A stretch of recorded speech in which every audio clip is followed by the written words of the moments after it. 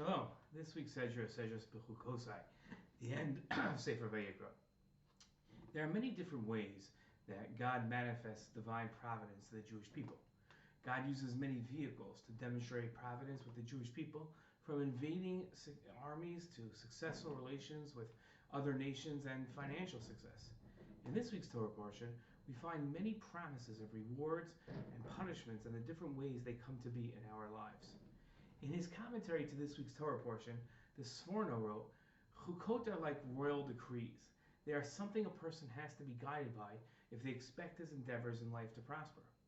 The Hebrew expression describing the fact that one abides by them is called walking, halicha, like chukot, which is similar to chukot. The term observing, shmirah, used in our Sedra in connection with God's commandments, is the meticulous observance of those commandments. It means that they cannot be just performed by rote, but must be performed conscientiously. The thrust of our verse then is as follows: if you will conduct yourselves in accordance with the practical part of my Torah, i.e. the performance of the commandments, the mitzvot requiring deeds, and you will study these laws in order to understand their purpose, in order to give meaning to your performance of these laws, you will accomplish that which you deserve in the description of being a creature which reflects Tselem Elokim, in God's image. At the start of the Torah, we learn about people's uses for plants and vegetation. Watch as we can make this connection. God said, "See, I give you every seed-bearing plant that is upon all the earth, and every tree that has seed-bearing fruit. They shall be yours for food." After Adam and Chava were punished, God told Adam, "Thorns and thistles it shall sprout for you, but your food shall be grasses of the field." In God's description of Cain's punishment for killing Hevel, God said, "What have you done? Your brother's blood cries out to me from the ground. Therefore, you shall be more cursed than the ground, which opened its mouth to receive your brother's blood from your hand. If you till the soil, it shall no longer yield its strength to you.